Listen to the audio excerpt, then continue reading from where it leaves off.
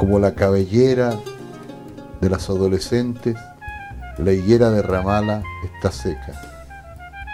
Se enreda ensortijada y es una manera de dejar ver la higuera y me recuerda el árbol de mi casa en el invierno. Desde lo alto de los minarates el viento trae la voz del Muslaim. Es la voz de Alá a través de las calles y las enredaderas, torres y almenas encerradas entre alambradas que se clavan en el cuerpo y en el alma. Jerusalén fue perdida. Jerusalén fue poblada de soldados vestidos de grises, trepados en jeep, sucios de polvo y sangre, encañonando a hombres cubiertos de turbantes. La ciudad sagrada es envuelta por la niebla del olvido. La ciudad sagrada se ha perdido para siempre.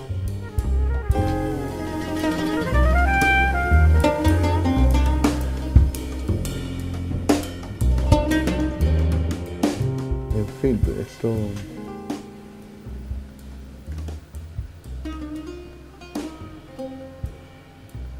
estos son los sentimientos que voy recogiendo donde vivo, donde estoy, y después se van convirtiendo en poemas, pequeños poemas, y voy dejando escrito en cada piedra un telegrama, en cada lugar donde voy una huella, para que los que vengan después de mí puedan leer y saber qué fue lo que ocurrió.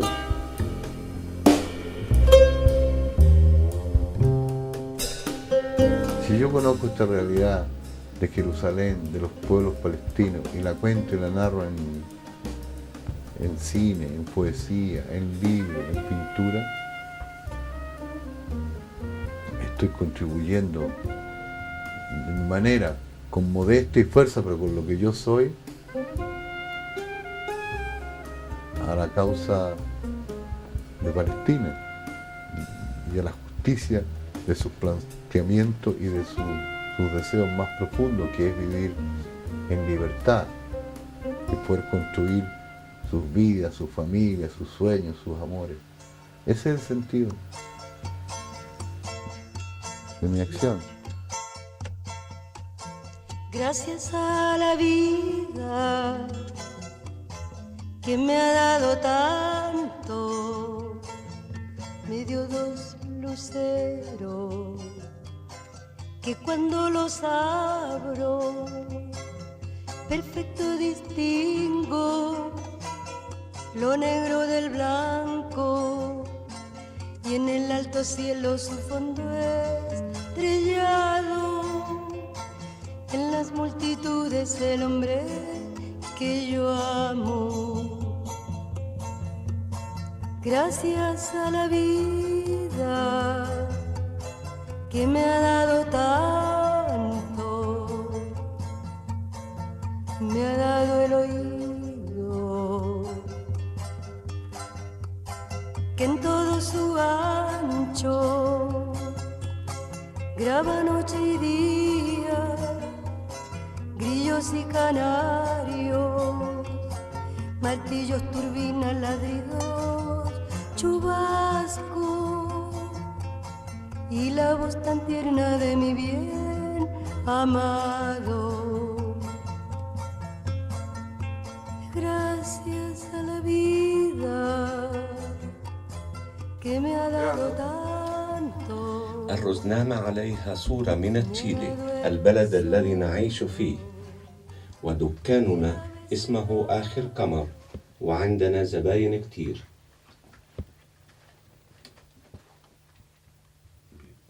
Ese fue, sí, está bien. Hagamos otra de protección. Ya, incluí ahí sobre tener muchos clientes. Sí, claro, digamos hasta muchos clientes. Está bien, nada. Vamos a hacer otra de protección. Sí, que después se te va y la protección me la hace Grabando. al agua.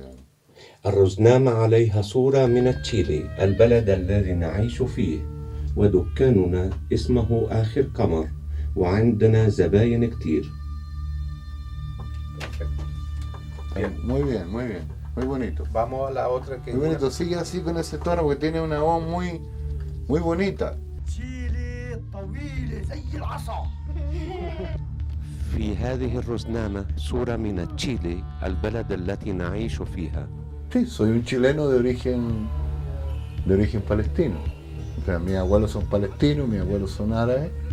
Y yo nací en Chile y estoy muy arraigado, además mi vida ha sido muy arraigada en la provincia chilena, no en Santiago, sino en la provincia, donde he compartido junto con el pueblo chileno toda su experiencia histórica. Participé conjuntamente con el pueblo chileno en lo que era conquistar la utopía y la libertad de este país, de los más pobres, de los más desposeídos, con el gobierno del presidente Salvador Allende. Trabajé junto a él y fui perseguido y exiliado y luché contra la dictadura. Y hoy día lucho porque Chile sea más democrático, más abierto y existe una justicia social más profunda. Y entre tanto eso, por supuesto, soy chileno. Yo creo que la nacionalidad de los cineastas es el lugar donde filman sus películas. Yo creo que eso es definitivo.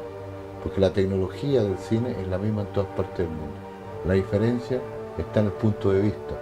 Dónde, cuándo y por qué se pone la cámara en un lugar. Porque la naturaleza lo determina. Desconcertado, recorrí buscando en esta ciudad extraña y lejana el camino de Santiago. Santiago de Chile era al final el fin de mi camino. Por lo menos tenía un propósito claro: encontrar el lugar donde estaba enterrado mi padre y sobre todo encontrar a mi hermano.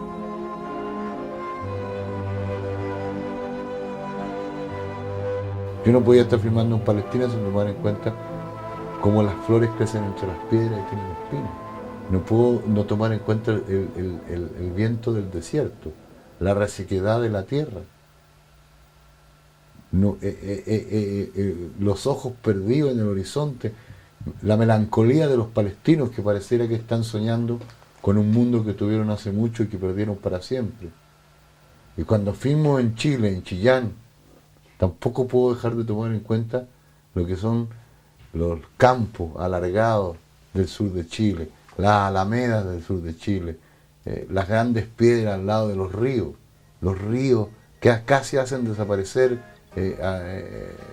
la distancia, la relación entre ellos y el ser humano. La cordillera de los Andes, que es un hecho que determina la condición de este país. Este país es un país, el chileno vive equilibrándose entre el mar y la cordillera, borrachos de sol, casi al borde de la demencia y la locura poética. Por eso es que este país es un país de grandes poetas como Pablo Neruda, Pablo de Roca, Vicente Huidobro, grandes poetas que vivieron con la obsesión de la naturaleza. Entonces también soy chileno, muy profundamente chileno. El camino es fatal como la flecha entre las grietas de oro. Miguelitín es uno de los cineastas aún más respetados yo creo que a nivel mundial probablemente, y a nivel latinoamericano es uno de los grandes, sigue siendo uno de los grandes, porque es una trayectoria que es en términos como de valoración extra cinematográfico también de lo que significó en un momento también para una conciencia social de todo un continente. El nombre Miguelitín es una figura relevante, está a la par de un García Márquez, por ejemplo, o un Carpentier. Él dentro del cine latinoamericano de las últimas 3 décadas yo creo que es un nombre que no se puede soslayar, claramente. O sea, de hecho el gobierno mexicano le entregó la medalla al mérito cultural, tengo entendido, y ahora hace poco en diciembre Miguelitín fue el presidente del jurado del Festival de La Habana. O sea, es un hombre que a pesar de que está filmando poco en general y que sus últimas películas no han tenido buenos resultados de crítica, es un nombre que es insolayable dentro de lo que es la imaginería cultural latinoamericana. Pero por otro lado también está la figura de Miguelitín, que yo creo que en ese sentido es súper importante también centrarse en lo que él significa como persona, más allá de sus películas. Creo que Miguelitín, también Raúl Ruiz, pero Miguelitín tiene una facultad de que es casi él mismo, es un arquetipo en sí mismo, un personaje. porque la forma en que él desarrolló su carrera, las diferentes circunstancias que lo llevaron a salir del país, él antes del golpe militar, él era presidente de Chile Films, que es un cargo político, pero era como el encargado del desarrollo del cine en este país. Entonces tuvo ya muy joven un poder político, artístico importante. Después del golpe de Estado, él se exilia, hace películas en México, Nicaragua, pero de alguna manera él es casi como un émulo de sus propias películas, ¿ah? Como estos grandes héroes libertarios que liberan a los pueblos oprimidos, que es uno de los temas constantes de sus películas. De alguna manera la figura de Miguelitín también iba con ese rango. Buenos días. Buenos días.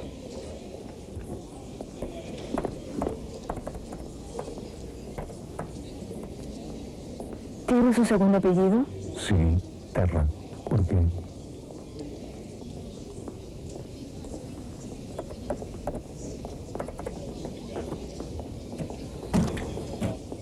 Bienvenido a Chile. Y fue entonces cuando comencé a vivir mi vida, como si el futuro fuera ya un hecho del pasado.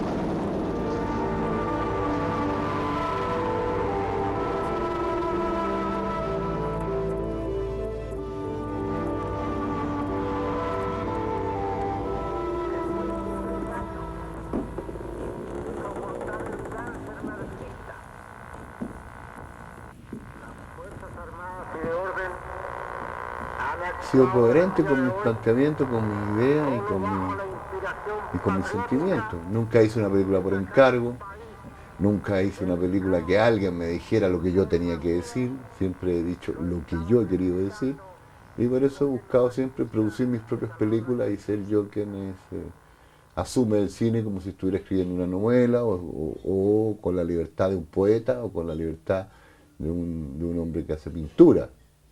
Y entonces, claro, ha sido siempre, he estado muy ligado a la vida.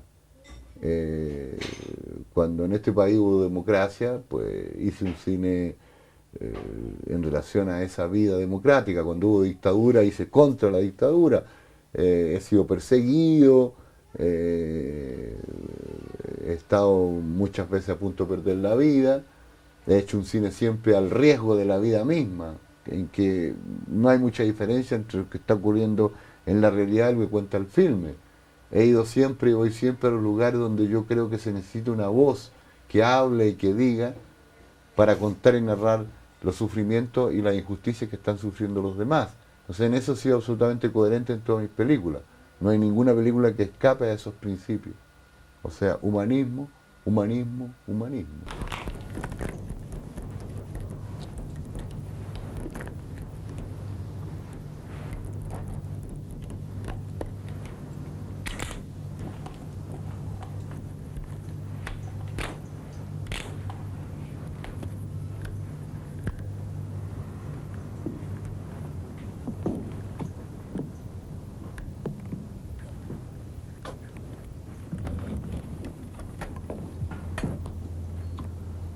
¿Qué pretende probar con eso?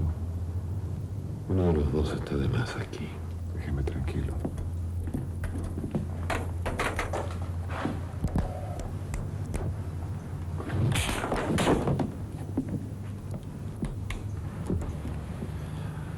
Ahora va a apreciar más la vida, ¿no es cierto?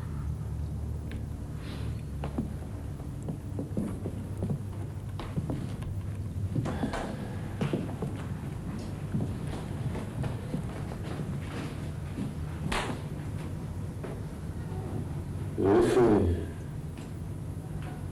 era solo un juego.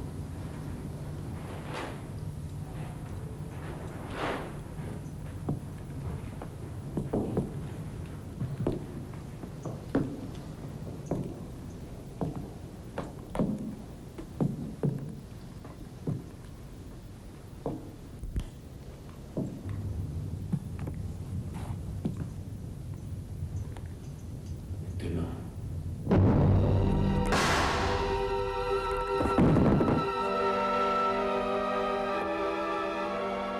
el mismo hecho de que haya vuelto a Chile clandestino a rodar el Acta General de Chile, que después García Márquez hizo la novela corta, de alguna manera da como la idea de que Miguel Litini en sí mismo ha construido, intencional o no, una figura propia del mismo. O sea, Miguel Litini es una figura mítica dentro del cine chileno por sus películas, por el éxito internacional básicamente, pero también él lo que ha construido por ser un disidente político que se arriesgó a volver a Chile, y por todo lo que construyó a partir de lo que hablamos del Chacal de Nahuel Toro, una película tan brillante, y construyó toda una carrera internacional que prácticamente en Chile no se ha visto.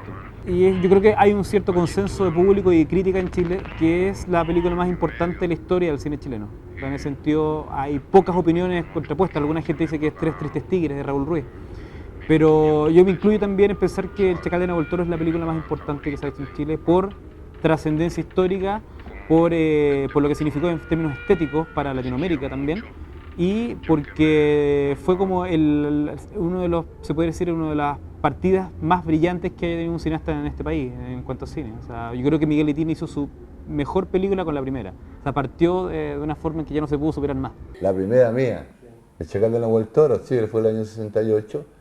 Es una película que nace justo de la necesidad de expresar un sentimiento en contra de una injusticia muy grande, como es la situación de los pobres, de los marginados, en un país capitalista subdesarrollado como Chile, y donde hay una gran concentración de la riqueza en pocas manos, sobre todo la tierra, en la que el campesino marginado no tiene ni siquiera la tierra que lleva en sus hojotas, que lleva en sus sandalias. Y es la vida de los más pobres, los que están marginados de todo el sistema social. La gente que, de algún modo, como llamó un poeta en aquella época, nacían muertos, no tenían prácticamente vida. Y este fue un caso que estremeció a la opinión pública chilena, porque se trataba de un hombre que había sido tratado en su vida como prácticamente un animal y luego es recuperado cuando comete un crimen, y en la cárcel le enseñan a ser ciudadano, a ser chileno, a ser un hombre en sociedad, y cuando ya está convertido en eso lo matan, o sea, lo educan para matarlo. Y de alguna manera una metáfora simbólica de lo que el proceso del capitalismo y de lo que hoy se llama el neoliberalismo económico hace con los seres humanos. Un gran sistema de educación para explotarlos y finalmente matarlos. Esto es lo que quería decir y esto fue lo que dije. No creo que nos ha dado, en la carrera de él nos ha dado nuevamente, ¿ah? Porque obviamente que pertenece a una década en que todos los nuevos cines latinoamericanos y todos estos afanes revolucionarios por cambiar el mundo están entrando en la última fase histórica de estos movimientos. Y dentro de ese esquema y dentro de Latinoamérica, el nuevo cine chileno, como se llamó en su momento, fue uno de los movimientos más fuertes que surgieron en los últimos años 60. Y justamente partir con un grupo de cineastas que tenía una preocupación social, digamos de una visión bastante partidista, también socialista de los fenómenos políticos, Miguel Litini partió con una película que marcó un antes y un después claramente. Entonces fue una cosa demasiado, un sol que brilló inmediatamente en el mismo momento de su nacimiento, ¿ah? Por eso la importancia. Sí, claro, eso busqué siempre que fuera como un documental. Incluso rayamos el negativo para que pareciera incluso más rayado de lo que está ahora. ¿Por qué? Porque pensé que nunca la película iba a tener una vigencia de 40 años, ¿no? Y la va a tener de mucho tiempo más. Cuando la hice yo tenía 25 años y parecía que filmar en colores, por ejemplo, en esa época parecía como un lujo, como una cosa superflua e innecesaria. Entonces blanco y negro había que tratarlo casi como un documental. Este también era un planteamiento que correspondía a toda una generación de cineastas latinoamericanos, que somos los que fundamos el nuevo cine latinoamericano, o sea, un cine con una postura social, con una postura política, claramente antiimperialista y claramente buscando la revolución que encabezaba el Che Guevara, la revolución que encabezó Fidel Castro, la revolución que en Chile encabezó Salvador Allende. Entonces esto tiene que ver contenido y forma tienen que ver con este concepto fundamental. Antes que cineasta éramos revolucionarios, o queríamos ser revolucionarios. Bueno, es una película muy al estilo del cine político italiano de los años, que comenzó en los años 60, lo de Francesco Rossi, de esa gente, donde se entrecruza claramente la ficción y el documental. Las historias están reconstruidas con un nivel de verosimilitud muy grande, por lo tanto que en un momento parece que estuvieras haciendo un documental, ¿eh? Porque te alzo mi alma, porque tú eres, Señor, indulgente y piadoso y de gran misericordia para los que te invocan. Escucha, Señor, mi oración y atiende a la voz de mis plegarias. En el día de la angustia te llamo porque sé que me oyes. No hay, Señor, en los... Mostrarse ante ti y honra en tu nombre porque tú eres grande y obras maravillas, tú eres...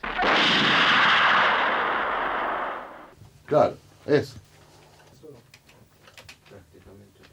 الرزنامة عليها صورة من تشيلي البلد الذي نعيش فيه ودكاننا اسمه آخر قمر وعندنا زباين كتير وشيء غريب ليس نعرف لماذا يقولون لنا أتراك وشيء غريب ليس نعرف لماذا يقول لنا أتراك في هذا البلد. A ver, el cine es una multiplicidad de elementos, se trabaja con el doblaje, como dijo nuestro técnico jefe. Él dijo el 80% es sonido directo, pero él lo tiene que mejorar aquí, tiene que sacar impureza, pero el sonido es directo, el sonido de Palestina. O sea, pero no se puede trabajar al 100% directo, porque después, por ejemplo, las intervenciones de un personaje como por ejemplo el narrador, no tiene sentido estar grabándolo allí. Además que yo me di cuenta que en esta película debería haber existido un narrador cuando filmamos una escena de la película y vi que yo estaba poniendo la cámara desde el punto de vista de alguien que está narrando algo que está ocurriendo allá. Entonces yo le dije a Miguel Giovanni, a mi hijo, que es el director de fotografía, esta película claramente está siendo narrada por alguien que recuerda. Y esos son mi abuelo, mis tíos, yo mismo. Entonces, bueno, incorporamos el narrador y eso se hace después en el estudio. O sea, yo le estoy pidiendo a Fuad, por ejemplo, que interprete un sentimiento que yo tengo, porque los sentimientos de los seres humanos son los mismos, sean árabes, sean judíos, sean ingleses, sean chilenos, y el mismo Chile es un país que tiene desde el norte hacia el sur diferencias de tipo raciales, étnicas, pero tiene una cultura humana, o sea, somos seres humanos, y los sentimientos del odio, el amor, la pasión es la misma.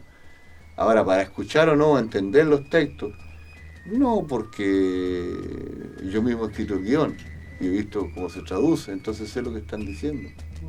Ahora mismo estoy escribiendo un texto que se va a decir en árabe, entonces, claro, la diferencia es que el sonido es diferente, pero el sentimiento es el mismo.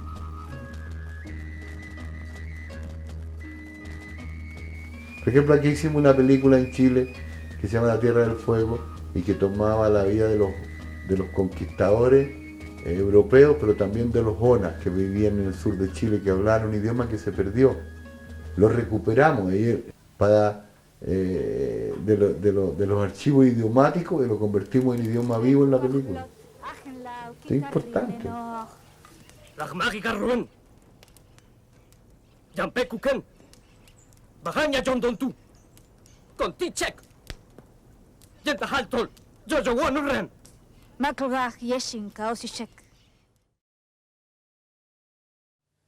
Sí, pero hay que hacerlo en inglés. No, ¿por qué? Pero lo mismo me preguntan a mí en Palestina también cuando llego, ¿por qué tú no hablas inglés? Y yo le digo, porque no quiero hablar inglés. Curioso fenómeno. No quiero hablar el idioma del imperialismo, porque cuando uno habla el idioma del amo, termina siendo sirviente. Quiero hablar mi idioma para ser libre.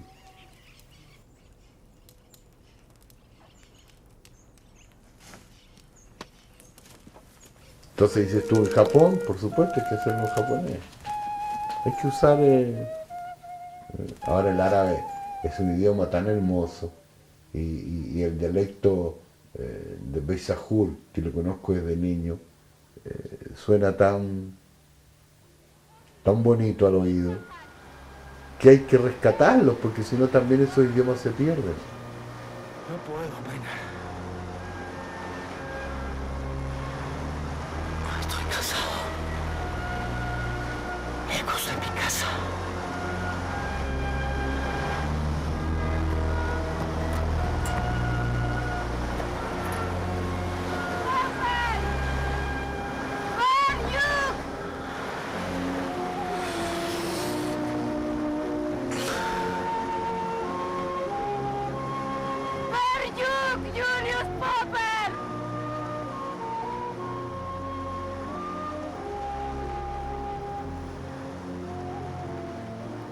Que yo más recuerdo y más me emociona de Miguel, que claro, cuando yo llegué a esa película, que era una coproducción con Italia y España, y era una gran película, y yo era de mis primeras películas, entonces yo llegué muy asustada. Y además en esta película yo era una princesa indígena que hablaba un dialecto que ya no existe. Entonces tuvimos que investigar el dialecto y cuando yo recibí los textos, que era todo como... yo me puse a llorar y dije, yo no voy a poder hacer esto. Entonces cuando llegué a la filmación y la primera escena que hice, después de hablar con Miguel, del personaje y todo, Miguel se acercó y me tomó la mano y me dijo 2 indicaciones como al oído. Y yo dije, ya. Y me tranquilizó, me dio confianza. Y finalmente los actores lo que más necesitamos es cariño. Aparte de estudiar y de investigar el personaje, y de la emoción y los recuerdos, necesitamos cariño. Y Miguel tiene eso, que te hace cómplice y parte del proyecto y te acuna, digamos. No te he servido. Tú tampoco a mí.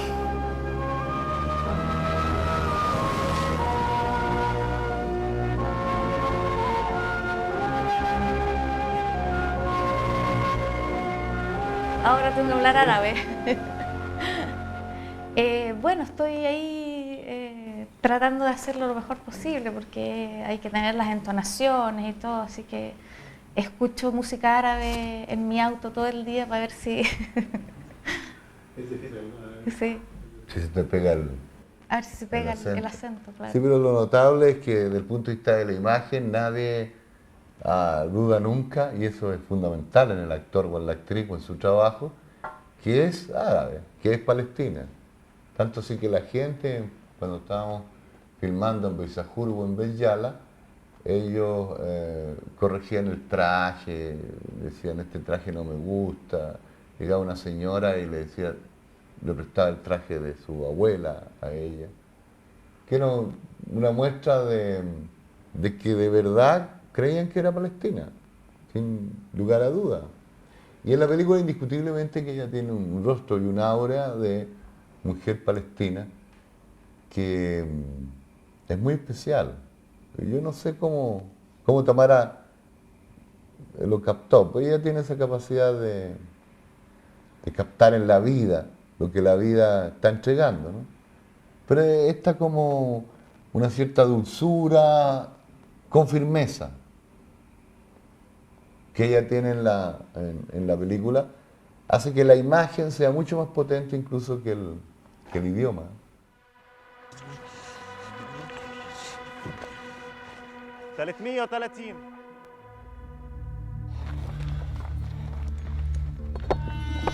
تعلم كيف البيوت بالبنن لازم تبني بيتك هيك.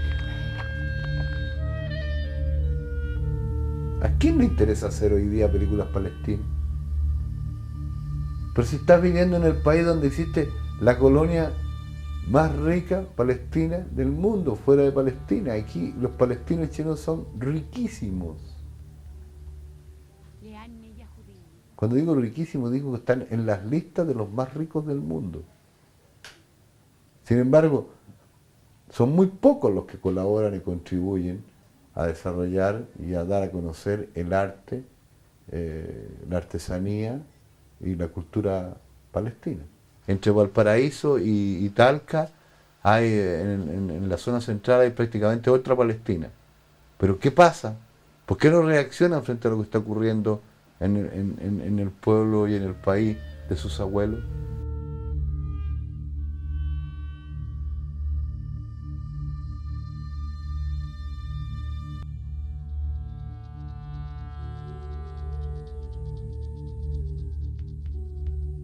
لأني يهودية وأنا في إشيلي.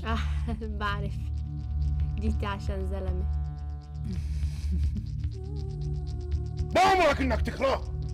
سليمان افتح شوف تشيلي طويلة زي العصا. في هذه الرزنامة صورة من تشيلي البلد التي نعيش فيها. Tienen la banca, tienen el comercio, tienen los grandes malls comerciales, tienen este país prácticamente más rico, absolutamente. Eligen presidentes, si quieren, diputados, senadores. Bueno, todo el mundo cuando emigra va buscando nuevas formas de vida que permita continuar la vida. En la historia de la inmigración palestina, el hecho de que Palestina estuviera 800 años ocupada por el Imperio Turco Otomano y de que los pueblos de palestinos sufrieran esta ocupación de los turcos otomanos, que venía de antes de los persas, que estaban los bizantinos, o sea, Palestina prácticamente ha sido ocupada siempre. Llegaron aquí a encontrar una forma de vida y eso me parece absolutamente legítimo. Pero 3 generaciones después, cuando ya se ha acumulado suficiente riqueza, dinero, poder cultural, poder político, es necesario que pongan sus ojos en la tierra de su antepasado y pongan su esfuerzo para tratar de salvar lo que queda de Palestina. Porque aquí no hay precisamente una colonia que sea un yeto apartado, porque los palestinos chilenos o descendientes palestinos son ministros de Estado, incluso hay un ministro que es ministro de Educación, que es de descendencia árabe. Por lo tanto, deben actuar sobre la sociedad chilena y sobre la sociedad latinoamericana y sobre la sociedad donde realizan sus actividades para crear conciencia, crear formas de conciencia que impidan que a Palestina se la asesine. Entonces, bueno, voy a ir a la reunión del ya, okay. Ya pelado. Chao. Bueno, yo tengo una gran admiración y un gran cariño por Sergio Vitar. Desde los tiempos en que participábamos en el gobierno del presidente Salvador Allende, que es uno de los grandes momentos brillantes de la historia de nuestro país, de la cual nos sentimos muy orgullosos. Yo me siento muy orgulloso de haber participado, y él participó como ministro, y posteriormente Sergio fue apresado por la Junta Militar y enviado a la isla de Daxon como prisionero político, donde él escribió un libro muy importante para la época, donde deja testimonio de lo que fue esa vida, que se llama Isla 10, que es este libro, y que ha tenido varias traducciones en español. Esta es la 10ª edición, en un país donde no se editan más de 2 o 3 ediciones. 10ª edición es realmente es que el libro ha calado profundamente en la conciencia del pueblo chileno, y luego está traducido al árabe, ¿no? Y ahora él ha sido un brillante senador en el norte chileno, en una zona en que había muchos problemas y mucha depresión de tipo económico, y él ha luchado de una forma transparente, clara, por volver a la democracia y por volver toda esa parte del norte a una prosperidad económica. Y luego, para nuestro orgullo como descendientes de árabes, el gobierno de Chile le ha encargado la educación, que es uno de los factores más importantes y fundamentales de un país. Y entonces, pues, y yo también sé, por otra parte, de que hay mucha gente en Chile, mucha gente, que piensa que Sergio podría ser un gran presidente de Chile. Entonces, claro, eso nos llena de mucho orgullo, porque él no pierde su manera de ser.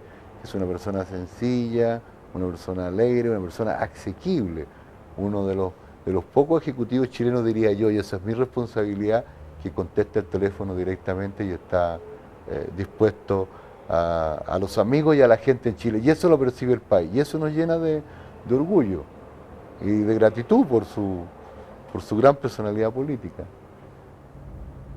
Bueno, después de lo que él ha dicho, Tú puedes ver por qué tenemos una buena amistad, porque los buenos amigos hablan muy bien de los otros.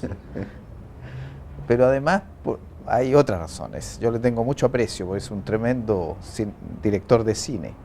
Y es una figura que ha marcado el cine y el arte, pero además ha sido alcalde, ha tenido un compromiso político con la democracia y hemos estado juntos. Uno se une en los momentos duros y hemos estado juntos en una lucha política. Además, en los tiempos que hemos vivido, el sufrimiento del pueblo palestino ha despertado mucho la identidad de quienes nos habíamos olvidado porque han pasado muchos años. Son los países, los papás, los abuelos vinieron de muy lejos, pero la raíz retoma cuando ves que a quienes son de tu sangre los están aplastando. Bueno, primero tenemos que decir, yo sé que Miguel piensa igual, nosotros somos profundamente chilenos, pero eso no quiere decir que tú no reconozcas de dónde vienes. Y entonces nos sentimos realizando una patria nueva que es muy abierta. Y en América Latina y en Chile, los descendientes de árabes han llegado muy arriba políticamente. Y la política es de las actividades más difíciles del ser humano. Para tener una posición política destacada, uno tiene que ser expresión de las sensibilidades más profundas de un país, de su cultura. Entonces yo siempre me he preguntado, ¿qué tiene de común la tradición de los inmigrantes que vinieron de los países árabes con la cultura latinoamericana? Porque esto no ocurre en Estados Unidos, no ocurre en Europa, no pasa en África, no pasa en Asia. Yo creo que uno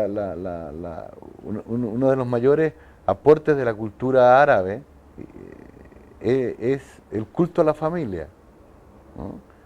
Nosotros hemos sido niños privilegiados, llenos de cariño, llenos de fuerza, en que la familia, el papá, la mamá, la abuelita nos empujaban a ser los mejores en el colegio, después en nuestros trabajos y a darnos toda esa fuerza que hoy nos permite seguir luchando y seguir perseverando en nuestros principios. Yo creo que esto es una experiencia común, ¿no? Cierto lo que dice Miguel, el tema de la familia. Yo he pensado mucho qué es lo que asimila América Latina de los países árabes, qué tenemos en común, y yo creo que culturalmente es la familia y el afecto, el cariño, recibir al otro, atender al otro. Y las familias árabes son grandes, se protegen unos a otros. Y en la familia latinoamericana también pasa lo mismo. Entonces hay una aproximación cultural de cariños mutuos que ha hecho que los que llegaron de allá se integraran tan rápidamente como lo han hecho. Y, por cierto, también, como él dice, los hijos de inmigrantes, tenemos que pensar que son inmigrantes. Si el inmigrante viene con una fuerza de salir adelante, se siente distinto, muchas veces marginado. A los primeros que llegaron los llamaban turcos y los miraban muy a menos. Llegaron con niveles educacionales muy bajos, no hablaban el idioma. Y superaron. Y entonces nos transmitieron a los hijos, a los nietos, ese afán de superarse, de educarse, de trabajar, de ser mejores. Y un concepto muy importante, a mi juicio, que es un concepto social y político, el bien común. Luchar, trabajar por el bien común. Trascender, ir más allá. Claro, uno se siente parte de una familia, parte del orgullo de ser de una nación y de una cultura y quiere traspasar y ser historia. Esto ha ocurrido, como dice Sergio, a nivel de toda una colectividad que se integró al país, se integró a su cultura, se integró, participó en la poesía, con grandes poetas, pintores en este momento como Tacle, en el pasado como Mafhum Masih, como Benedicto Choaki, como alguien que definió mejor que nadie el norte chileno, que tú señalabas antes, Andrés Abela, y así, ¿no? Muchos otros, sin dejar nunca de tener ese sentimiento árabe, sin dejar nunca tener el sentimiento de orgullo palestino, pero siendo chileno. Y esto, cuando yo estaba en Palestino, lo he explicado y he intentado explicarlo claramente. Es decir, miren, soy chileno, no dejaré nunca de ser. Hemos participado en la historia de este país. O sea, cuando un hombre como Sergio Vitlar ha estado años de su vida en el exilio, como lo he estado yo, pero además ha sufrido la prisión y la persecución por una postura política y histórica junto al más grande, a mi juicio, de todos los presidentes que ha tenido Chile, que es el presidente Salvador Allende, es ya parte también de la historia de este país. ¿Entiendes? Y esta es algo que trasciende cualquier cálculo racional o formal. Hemos puesto nuestras raíces en el país, pero sin dejar nunca de tener los sentimientos y el corazón en el mundo árabe, en Siria, en el Líbano y ahora sobre todo en Palestina. Hace pocos días que yo vengo llegando de Palestina, donde voy por cuarta o quinta vez, y no solamente a viajar por turismo, sino a hacer cosas, a hacer películas, a filmar, a patentar lo que es el dolor y la fuerza de los problemas que tiene Palestina en este momento, a través de 2 películas, de Crónicas Palestinas y ahora de La Última Luna que estamos terminando. Y quiero hacer una película sobre el muro. Estamos de un pequeño tour adelante.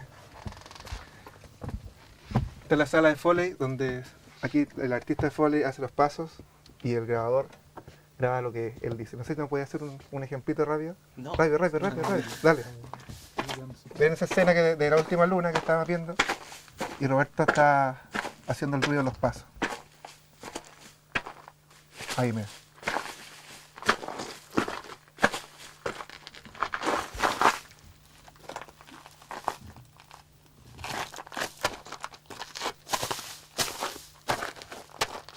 Etcétera.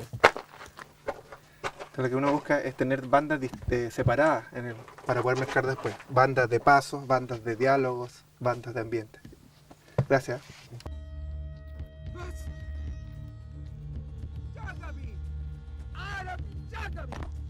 Bueno, yo estoy terminando en este momento La Última Luna, que es la película que filmamos el año pasado en Palestina, y debo hacer las copias finales para empezar a presentarla a los públicos del mundo. De esa manera, pues creo que voy a contribuir a la creación de una conciencia sobre Palestina y sobre los derechos de los palestinos. Por supuesto, soy un hombre que vive inserto en el mundo y que lo motivan ideas, no creencias, sino ideas, y que reconoce en lo que está ocurriendo en Palestina uno de los hechos más atroces y más injustos que conoce la historia de la especie humana, y por lo tanto mi deber y mi obligación es difundir para contribuir a la creación de una conciencia que lo detenga. Y eso lo puede hacer un chileno, puede ser un polaco, puede ser un europeo, o puede ser también descendiente palestino, pero estos problemas no pasan por las etnias. Todos los hombres somos iguales, todos nacimos con los mismos derechos.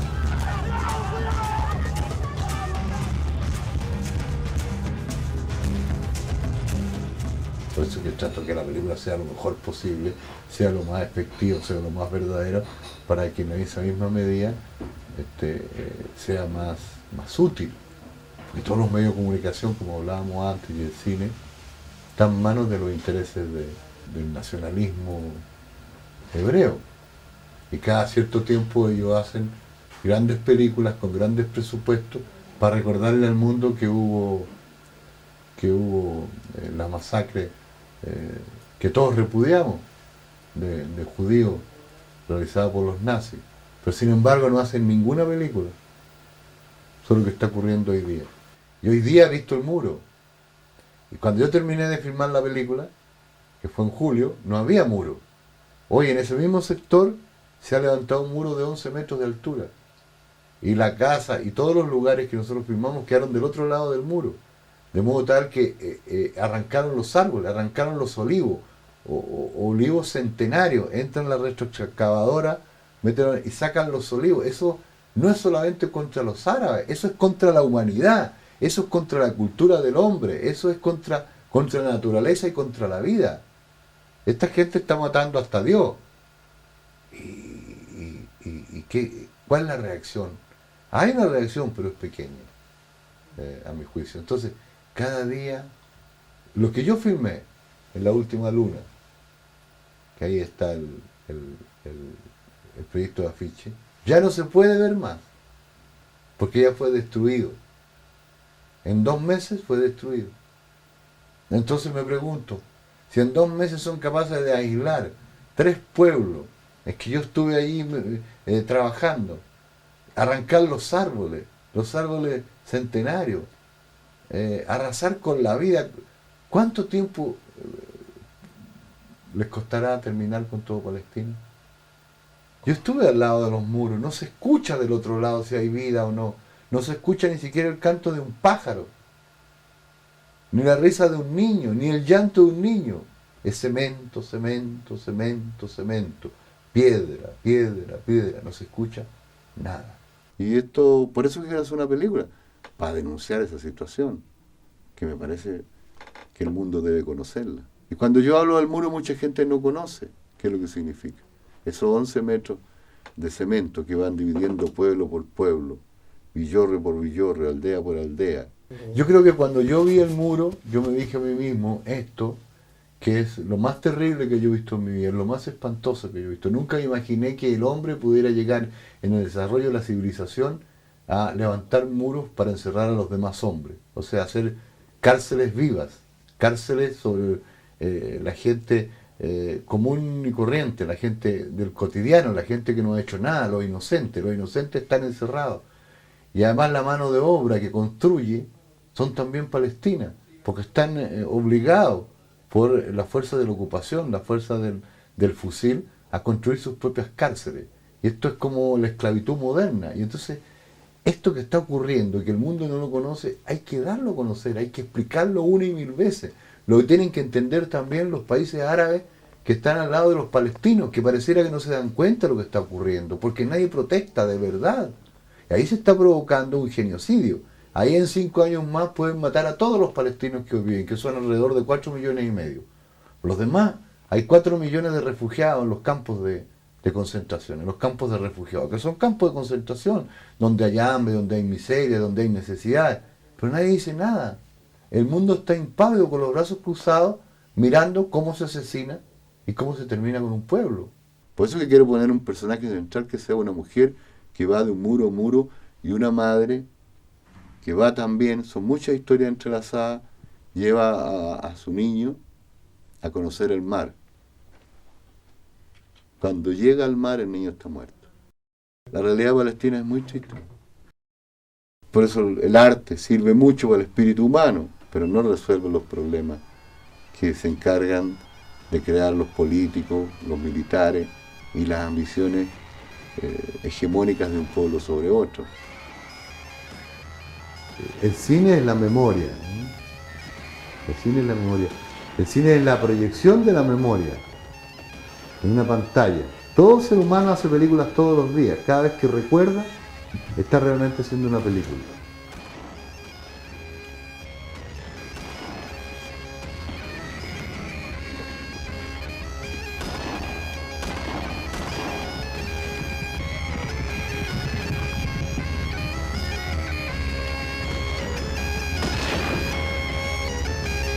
Yo amo mucho el cine, hay que entender eso. Para mí el cine es el sentido de la vida. Yo no entiendo la vida sin el cine. Entonces, no podía dejarlo ni podré dejarlo. Aunque me ofrecieran ser mañana lo que fue. Lo que más amo es estar con una cámara, con una idea en la cabeza y una cámara en la mano, haciendo cosas, buscando. Inspeccionando en el alma humana, en los sentimientos, contando historias. Eso me hace muy feliz y le da sentido a mi vida.